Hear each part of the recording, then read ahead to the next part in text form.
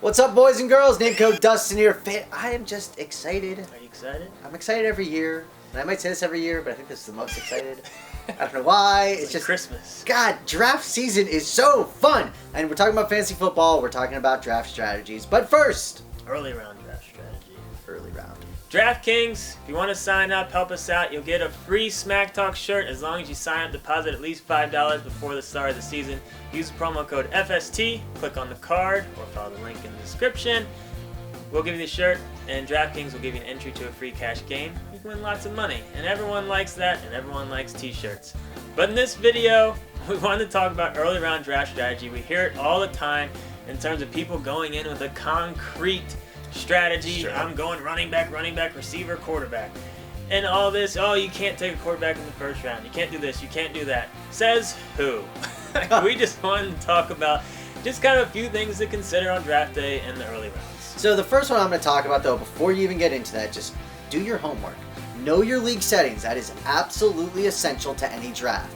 It'll take you 20 seconds to click on the little league settings. If it's a 6-point passing touchdown, if it's a PPR, it's going to very much change. If it's a 2-quarterback league, quarterback's going to go super early. So know your league settings, and if you want to learn extra credit and you've been in the league for more than 1 year, go back, see the draft results from last year just to get a feel of where players went. It's always good to do. All right, first thing I want to talk about, don't underestimate the quarterback position. We hear it all the time. You got to wait on quarterbacks. It's the deepest position. It is the deepest position, but when you look at Andrew Luck and Aaron Rodgers, they were the top 2-point getters last year. The chances of them being the top 2-point getters again this year are really high, and quarterbacks tend to stay healthier, and they're consistent. When you take a look at Andrew Luck and what he did from week to week, yeah, he did have a couple of bad weeks, but he was pretty much consistent the whole year. When you look at someone like Matt Ryan, who you're going to get a little bit later, I mean, he's kind of all over the place. Yeah, he ends the year decent, but there is a lot of value. That's the biggest misconception. People look at overall point totals. It doesn't matter. Dustin said it. Consistency, what's key. Number of touchdowns. Andrew Luck only 4 times last year accounted for 1 or less touchdowns. Matt Ryan accounted for 1 or less touchdown 8 times last year. And those 8 weeks, that hurts a lot. So do not underestimate that. I hate it's so deep, I'll just wait. The guys that had Andrew Luck last year, a lot of them won the league. They're pretty happy right now. And another thing to consider too is take a look at where you're on the draft and where you're going to be looking at for your 2nd and 3rd pick. And for me, it's deep pretty much all the way to 30. I mean, there's a little bit of drop off around 24, but I'm still happy all the way up to about the 30th pick. So I feel like that does open up possibilities for if you really wanted to reach it for a quarterback in the early rounds and take one of the top guys in a quarterback heavy league. I have no issue with it. I mean, one of the things to consider, let's say you're crazy and you take Luck with the 1st overall pick, which honestly I have no issue with, depending on what type of person you are and what type of team you like to build. What type of person you are. Well, I like it. You got to be able Are to... you a Dustin-like You person? got to be ready for it. But listen to this. You could have Luck, Cobb, Melvin Gordon, Lamar Miller, or Lacey, Cobb, Melvin Gordon, Drew Brees. I mean, there's debate which one's better. I mean, they're both good. I mean, as long as you're getting value, they're both good. You know what I like, though? Dustin was talking about this before the show. You know how hard it is to trade for Andrew Luck and Aaron Rodgers after a draft? Have you ever tried to trade for an elite quarterback after a draft? Even if you're offering like Brees and Melvin Gordon for Andrew Luck, there's a good chance that'll be turned down. It's nearly impossible to pry that away. It's definitely hard. But so just don't rule it out. I know there's a lot of people that You never take a quarterback early. You're stupid.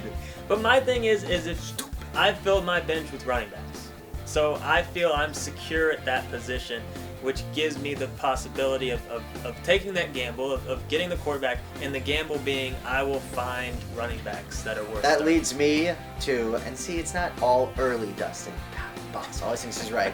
When I'm drafting a team, I take 1 quarterback, 1 tight end, 1 defense, only 1 kicker, a kicker if it's close to season. If it's not close to season, I don't draft a kicker or drop. That's a whole other video. But I take 1 of each of those positions. Then I fill up the rest of my roster with running backs and receivers, probably like 65-35 on the running back end. That's all that you should do. You should be, when in doubt, grab a running back, grab a lot of running backs, a lot of receivers, 1 of each position. Those idiots in your league that draft 3 quarterbacks in a 1 quarterback league are terrible. You should take advantage of that. Just saying. And one thing too I want to talk about in terms of the tight end position. Where do the tight ends go this year? Gronk's really kind of in a tier of his own, in our opinion. I mean, Jimmy, somewhat of a close second, but he's in his own tier. And Gronk, if you want him, you're going to have to take him, late first in some leagues, but basically early second in most leagues. And again, we're not going to hate on that. I mean, you're getting good value.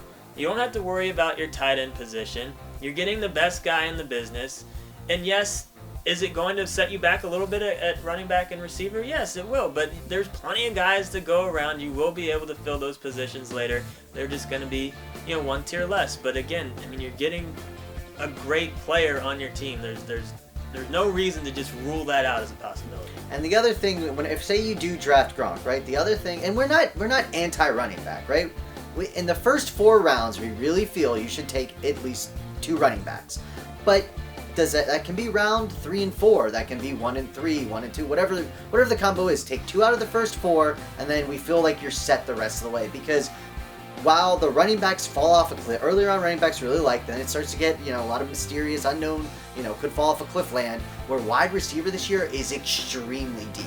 There's a lot of guys that you can get those middle rounds that could have monster breakout seasons. So again, when in doubt, take the running backs, but you don't have to take them 1 and 2 automatically.